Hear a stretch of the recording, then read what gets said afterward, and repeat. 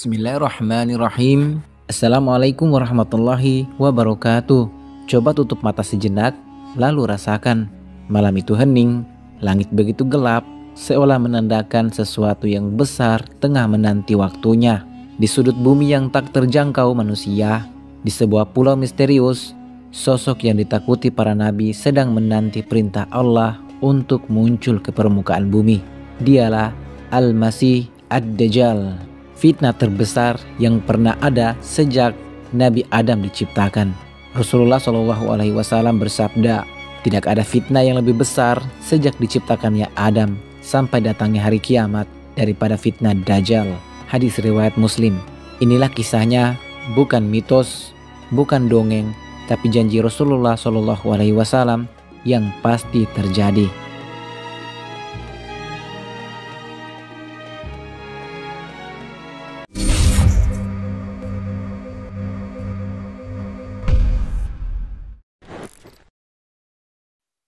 Siapakah Dajjal sebenarnya?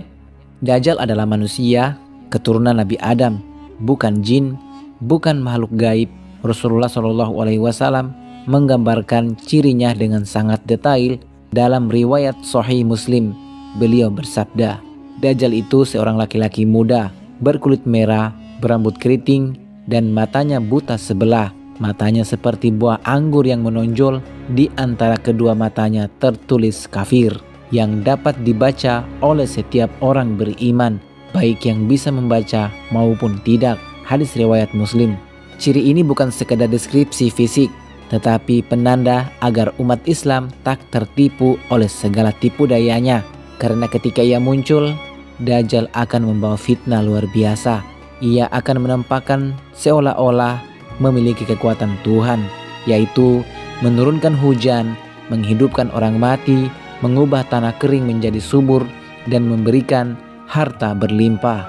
Namun semua itu hanyalah tipuan. Allah memberinya izin untuk menguji manusia, siapa yang benar-benar beriman dan siapa yang mudah terpedaya.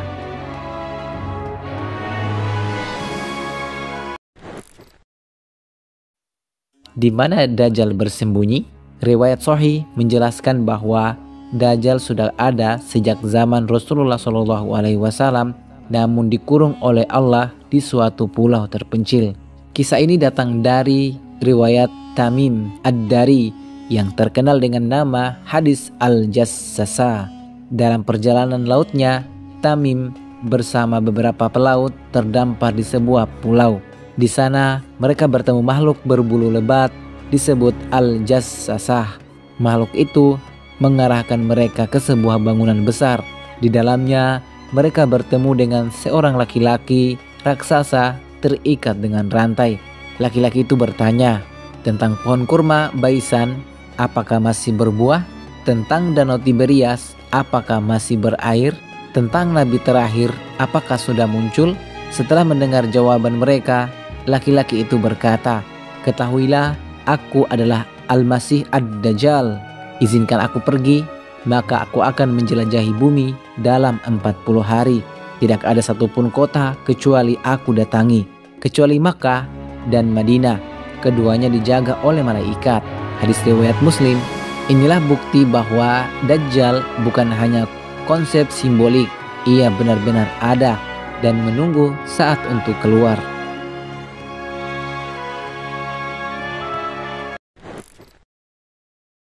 Titik kemunculan Dajjal. Ketika Allah mengizinkannya, Dajjal akan keluar dari arah timur. Rasulullah SAW bersabda, Dajjal akan keluar dari sebuah negeri di timur yang bernama Khurasan. Hadis riwayat Tirmidzi. Khurasan pada masa itu mencakup wilayah Iran, Afghanistan, bahkan sebagian Asia Tengah. Dalam hadis lain disebutkan pula bahwa Dajjal akan diikuti 70.000 orang Yahudi dari Asfahan atau Isfahan di Iran. Mereka mengenakan jubah tipis. Ini mengisyaratkan bahwa kemunculannya akan bermula dari kawasan itu, lalu bergerak cepat ke seluruh penjuru dunia. Fitnah terbesar sepanjang sejarah. Fitnah Dajjal bukan fitnah biasa. Ia akan menguji iman dengan cara yang tidak pernah dibayangkan manusia. Rasulullah Shallallahu Alaihi Wasallam bersabda, ia akan datang membawa surga dan neraka. Yang disebut surga adalah neraka, dan yang disebut neraka adalah surga. Hadis riwayat Muslim. Orang yang lemah imannya akan terperdaya, sedangkan orang yang berpegang teguh pada iman akan selamat. Bahkan Nabi Muhammad SAW mengajarkan doa perlindungan dari fitnah Dajjal yang dianjurkan untuk dibaca setiap selesai sholat. Allahumma inni a'udzubika min azabil jahannam wa min azabil qabr wa min fitnatil mahya wal mamat wa min syarri fitnatil masihid dajjal. Ya Allah, aku berlindung kepadamu dari azab neraka jahanam, dari azab kubur, dari fitnah kehidupan dan kematian, dan dari keburukan fitnah al-masihid dajjal. Hadis riwayat Muslim.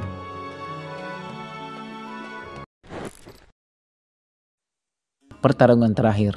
Fitnah Dajjal akan berakhir di tanah Syam, di puncak kekuasaannya ketika ia mengira hampir menguasai seluruh dunia. Allah mengutus Nabi Isa alaihi salam turun dari langit. Rasulullah Shallallahu Alaihi Wasallam bersabda, Isa putra Maryam akan turun di menara putih di timur Damaskus. Lalu ia memburu Dajjal hingga mengejarnya ke gerbang Lud, Palestina, dan membunuhnya. Hadis riwayat Muslim.